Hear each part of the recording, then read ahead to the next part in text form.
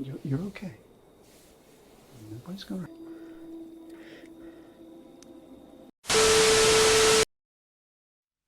Halo Sobat Santuy, today is the day. Jumpa lagi bersama gua di channel Warung Santuy. Apa kabar kalian semua? Semoga kalian baik-baik saja dan tetap santuy. Pada video kali ini gua akan membahas alur cerita film yang berjudul Nesting Dolls yang dirilis pada tahun 2019. Oke, daripada kalian penasaran, tanpa basa-basi lagi kita langsung masuk aja ke isi filmnya.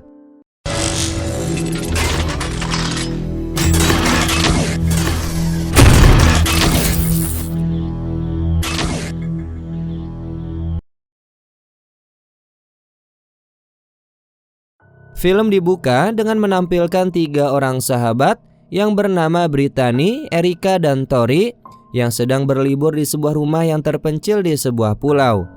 Rumah itu ternyata milik kakeknya Tori. Di sana, Erika yang baru pertama kali datang ke tempat itu pun disambut dengan acara minum anggur. I'm sure that little bastard will be great. You'll make a good choice. What socks are those again? They're my competition socks. Keesokan paginya, Erika menghampiri Brittany yang sedang duduk sendirian di dermaga. Brittany kemudian mengingatkan Erika yang baru saja duduk untuk berhati-hati terhadap ubur-ubur yang mungkin hidup di perairan ini. Erika yang penasaran pun berusaha melihat ke dalam air, tapi dia tidak menemukan apapun. Tak lama kemudian, ketiga sahabat itu sudah berada di atas speedboat. Mereka berencana bermain di area Hillstorm yang merupakan wilayah yang paling dalam di perairan itu. Tori mengajak kedua sahabatnya untuk berenang di sana. Tapi Erika nampak ragu karena teringat peringatan Brittany yang menyebutnya ada banyak ubur-ubur di perairan itu.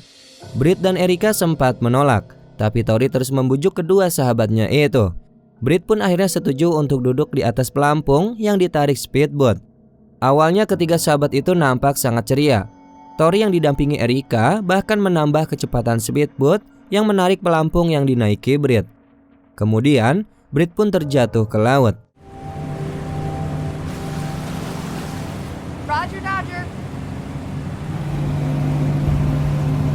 Slower! Tori. Oh shit.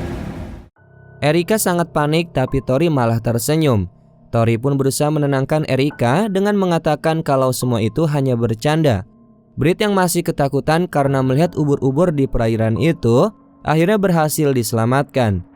Kemudian pada malam hari, ketiga sahabat itu nampak sedang asik bermain di dalam rumah. Tapi di tengah permainan, Brit tiba-tiba menyuruh Erika untuk ganti baju. Sebenarnya Brit dan Tori bermaksud untuk mengerjai Erika. Mereka telah memasang boneka seram untuk mengagetkan Erika. Mereka juga telah memasang CCTV di kamar itu untuk memantau gerak-gerik Erika. Untungnya Erika akhirnya menyadari keberadaan CCTV di kamarnya. Dia pun mendekat ke arah kamera pengawas itu. Brit dan Tori memantau sahabatnya dari laptop sambil tertawa. Erika terus mendekat ke arah kamera pengawas sampai kemudian kakinya tak sengaja tersandung tali yang sudah disiapkan Brit dan Tori. Kedua sahabat Erika awalnya senang karena mengetahui sahabatnya sudah terkena jebakan yang mereka buat. Tapi kemudian mereka terkejut setelah melihat layar laptop. Kedua gadis itu langsung berlari ke kamar Erika dan di sana mereka melihat sahabatnya itu sudah ambruk dengan leher terjerat tali yang awalnya mereka siapkan untuk mengerjai Erika. Tori berusaha mengecek denyut nadi Erika tapi hasilnya nihil. Kedua sahabat itu pun langsung panik. Tori kemudian menyeret jasad Erika turun, sementara Brit yang masih syok hanya bisa terdiam. Tapi kemudian, Brit akhirnya membantu Tori mengangkat dan menguburkan jasad Erika di halaman.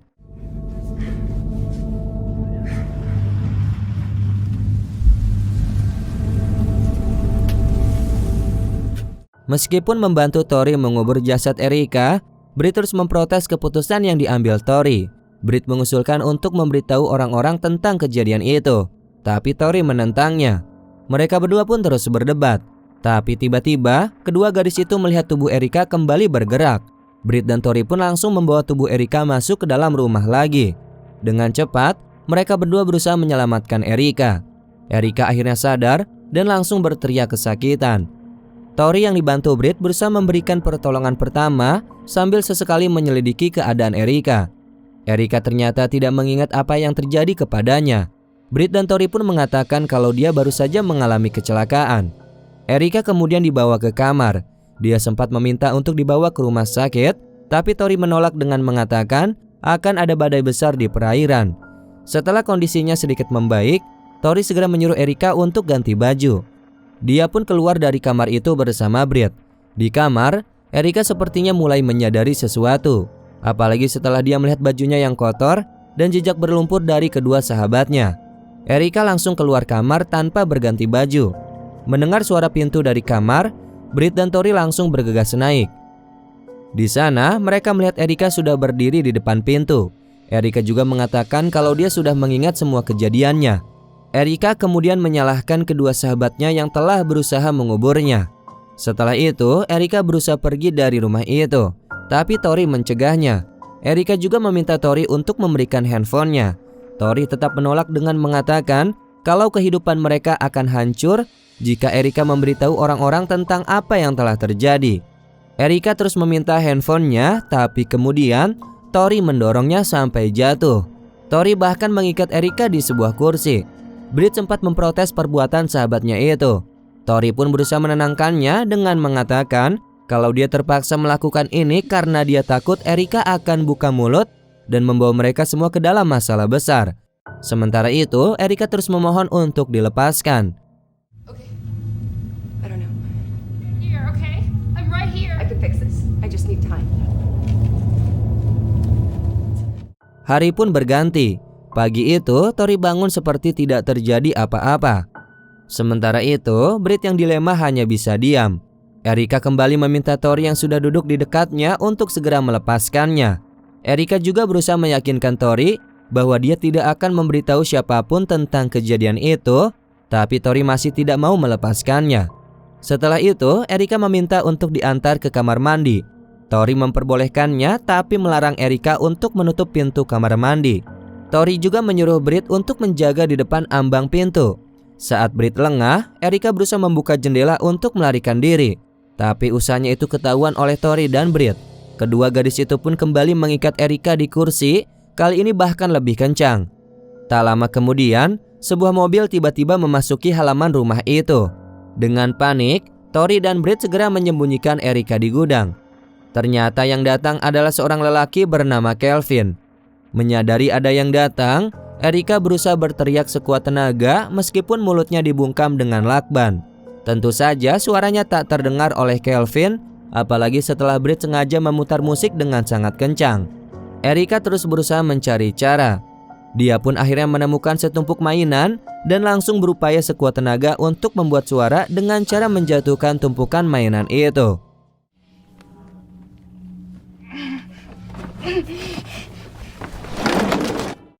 Di sisi lain, Tori yang masih menghadapi Kelvin nampak semakin gelisah.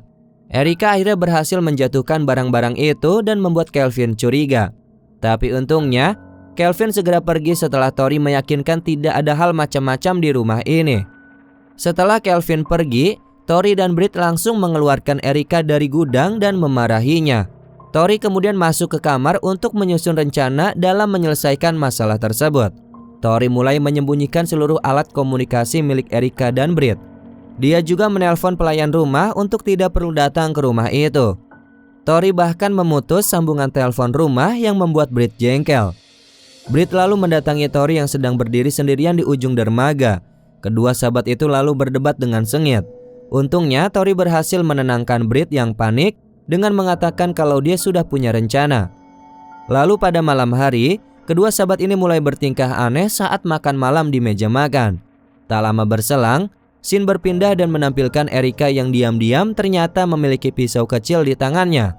Dia berusaha melepaskan diri sepelan mungkin agar tidak ketahuan oleh Tori yang tidur di sofa yang ada di dekatnya. Tapi kemudian upayanya melepaskan diri malam itu Erika batalkan. Lalu pada pagi hari, Erika memohon kepada Tori untuk diberikan makanan. Tapi Tori hanya memberinya segelas air bening. Melihat itu, Britt merasa semakin bersalah. Dia pun berlutut dan meminta maaf kepada Erika. Tapi kemudian, Britt marah karena Erika berusaha mengintimidasinya dan menyebutnya sebagai pengecut. Just got out of hand and you're a coward. Just sit there and relax. Scene kemudian berpindah dan kembali memperlihatkan Tori yang sedang sibuk menyusun rencana di kamarnya. Tak lama kemudian, Tori juga mengambil sebuah senapan di lemari. Erika yang menyadari kondisi lumayan aman, mulai memotong lakban yang mengikat tangannya. Tapi pisau yang digunakan Erika terjatuh. Tidak kehabisan akal, Erika pun mulai bergerak ke arah pintu. Gadis itu akhirnya berhasil keluar dan menjatuhkan diri hingga lakban yang mengikat tubuhnya berhasil terlepas. Walaupun masih sempoyongan, Erika berusaha kabur dari rumah itu. Tak lama kemudian, Tori dan Britt yang menyadari Erika kabur segera mengejarnya menggunakan mobil. Meskipun sempat berhasil bersembunyi dari kedua sahabatnya yang mulai gila itu, Erika akhirnya berhasil ditemukan dan kembali ditangkap. Erika kembali diikat di kursi dan Tori terus menyiksa dan mengintimidasinya.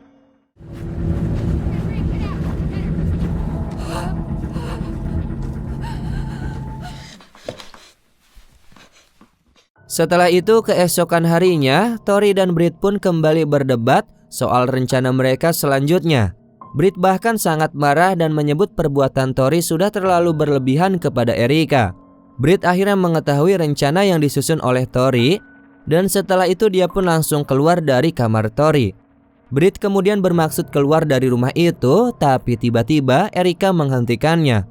Erika berusaha mengintimidasi Britt dengan mengatakan kalau Tori juga akan membunuh Britt setelah membunuhnya. She's not right. Britt mengabaikan ucapan Erika. Dia keluar dari rumah itu. Sementara itu, di kamarnya, Tori terus membenturkan kepalanya ke tembok sampai berdarah. Sedangkan Britt yang pergi ke dermaga juga berkelakuan aneh. Dia tiba-tiba menceburkan dirinya ke laut yang terdapat banyak ubur-ubur di dalamnya.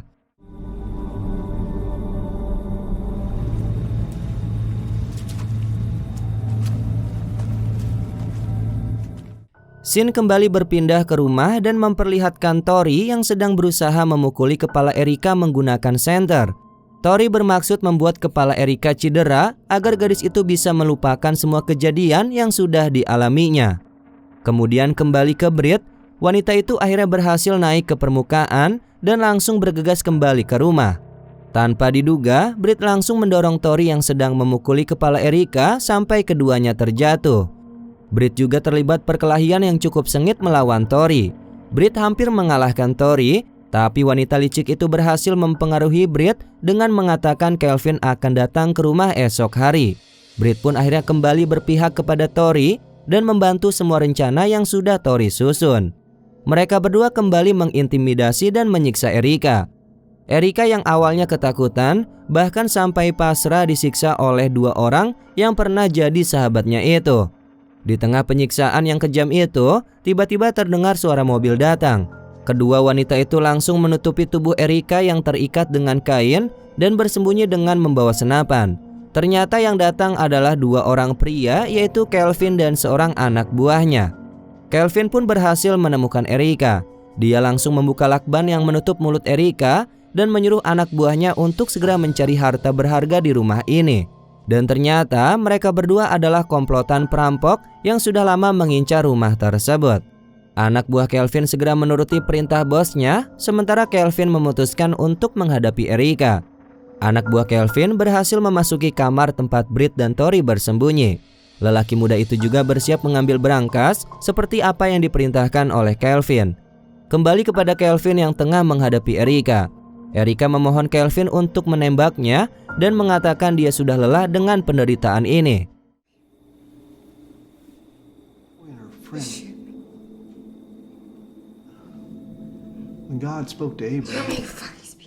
Sementara itu, Britt mengendap-endap keluar dari kolong ranjang tempat bersembunyi untuk mengambil sesuatu.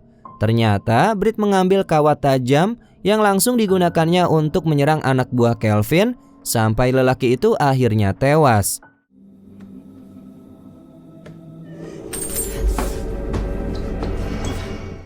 Di sisi lain, Erika juga terus mendesak Kelvin untuk menembaknya. Kelvin akhirnya bangkit dan berdiri di belakang Erika.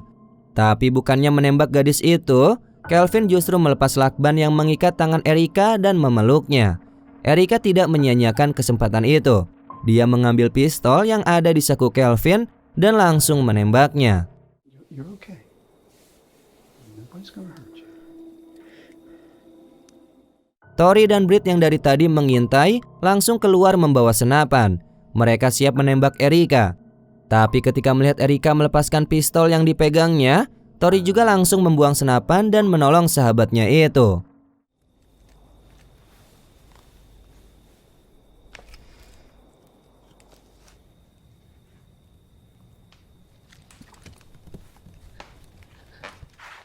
Singkat cerita, di akhir film, ketiga gadis itu akhirnya kembali bekerja sama dan melapor kepada polisi bahwa telah terjadi perampokan di rumah itu dan mereka terpaksa menghabisi para perampok karena mereka merasa terancam.